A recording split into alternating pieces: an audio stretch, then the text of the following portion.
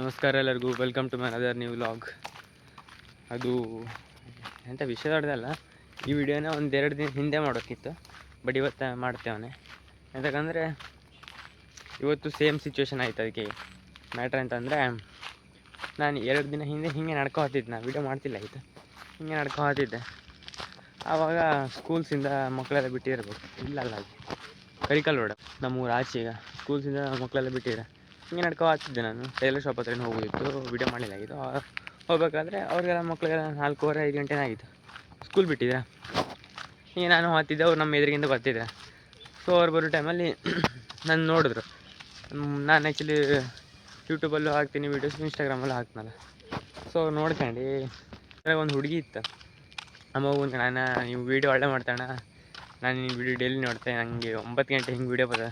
ನಾನು actually 8:35ಕ್ಕೆ 45ಕ್ಕೆ daily upload ಮಾಡ್ತಾನೆ. ನಂಗೆ ಸರಿ ನೆನಪಿಲ್ಲ. 9 ಗಂಟೆಗೆ ನೀನು ವೀಡಿಯೋ ಬರ್ತಾಣ, ನಾನು ನೋಡ್ತೆ, ಡೈಲಿ ನೋಡ್ತೆ, ಲೈಕ್ ಮಾಡ್ತಾಣ. ನಂಗೆ ಖುಷಿ ಆಯ್ತು. ಇದಕ್ಕೂ ಹೆಚ್ಚಾಗಿ ಒಬ್ಬ ಕಾಂಟೆಂಟ್ ಕ್ರಿಯೇಟರ್ಗೆ ಮತ್ತೆಂತ ಬೇಕಾಗಿಲ್ಲ ಅಂತೆ ನನ್ನ ಪ್ರಕಾರ.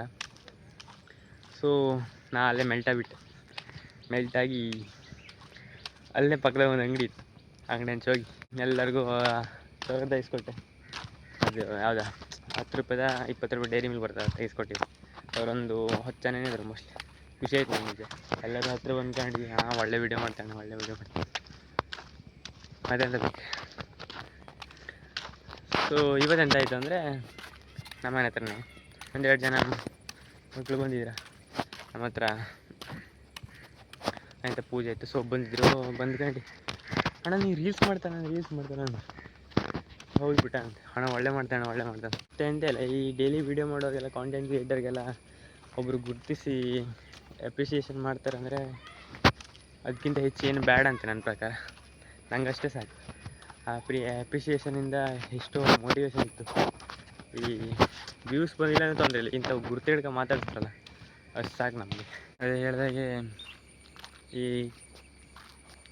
ಜನರು ಗುರ್ತಿಡ್ಕ ಮಾತಾಡ್ತುಂಟಲ್ಲ, ಐಡೆಂಟಿಫೈ ಮಾಡ್ತಾರೆ. ಆವಾಗ ಸಿಗೋ ಖುಷಿ ಎಷ್ಟೇ ದುಡ್ಡು ಕೊಟ್ಟರು ಸಿಗೋದಿಲ್ಲ ಅಂತ ನನ್ನ ಪ್ರಕಾರ.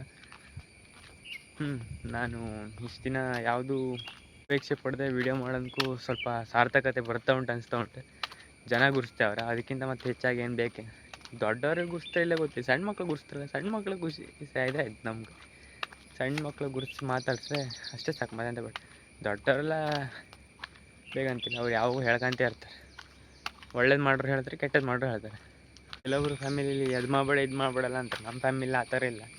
ನನಗೆ ಸಪೋರ್ಟ್ ಸ್ವಲ್ಪ ಉಂಟು ಮನೆಯಿಂದ. ಏನೇ ಮಾಡ್ರು ಒಳ್ಳೆಯದೇ ಮಾಡು, ಕೆಟ್ಟದನ್ನು ಮಾಡಬೇಡ. ನಾವು ಅದು ಮಾಡೋದಿಲ್ಲ ಕೆಟ್ಟದ್ದು.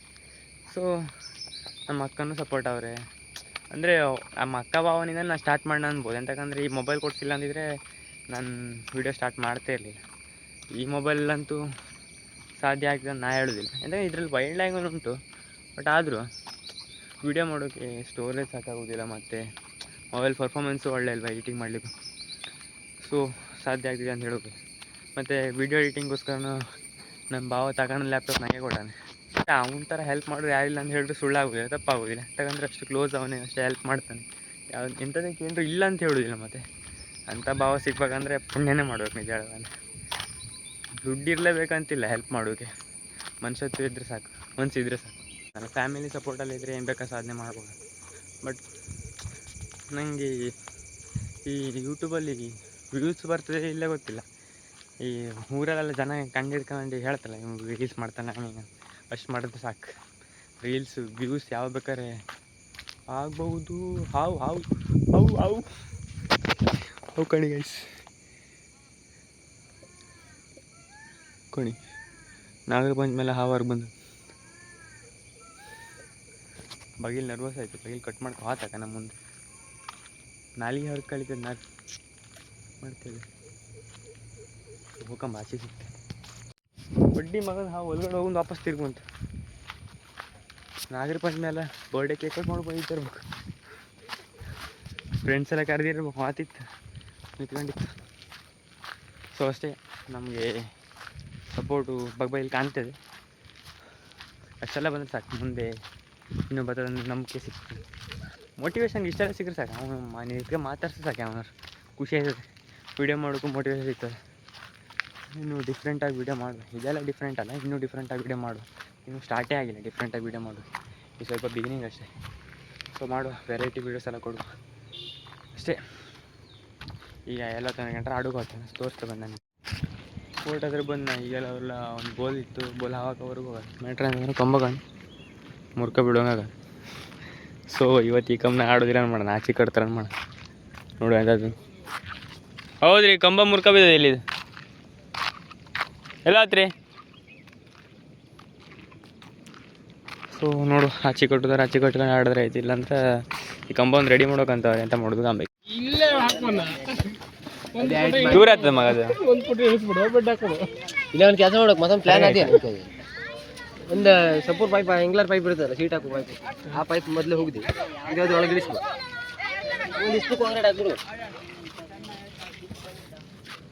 ಅಲ್ಲ ಬಾಬಾ, ಒಂದು ಸಪೋರ್ಟ್ ಎಂಗ್ಲರ್ ಪೈಪ್ ಆಗಿದ್ದು ತಗೋಗಿ ಕಡೆಗೆ. ಹಾಂ, ಬಾಹುಬಲಿ ಬಾಹುಬಲಿ.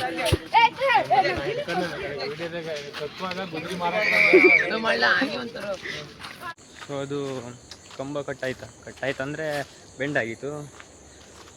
ಮತ್ತು ಅದ್ರಲ್ಲಿ ಆಡೋಕ್ಕಾಗೋದು ಅನ್ಕೊಂಡು ಕಂಬ ತೆಗೆದು ಬೆಲ್ಡ್ ಮಾಡಿಸ್ಕೊ ಬಂದಾರೆ. ಈಗ ಅದನ್ನ ಸಿಮೆಂಟ್ ಹಾಕೋ ಕತ್ಲೆ ಆಯ್ತಾ, 7 ಗಂಟೆ ಆಯ್ತು, 7:15 ಆಯಿತು. ಸೊ ಕತ್ಲೆ ಆಯ್ತು ಅನ್ಕೊಂಡು ಹಾಕ್ಬೋದಿಲ್ಲ. ಸೊ ಅದು ನೋಡೋಣ ನಾಳೆ ಏನೋ ಆಗುತ್ತೆ ಕಂಬ ಮಾಡೋಕ್ಕೆ.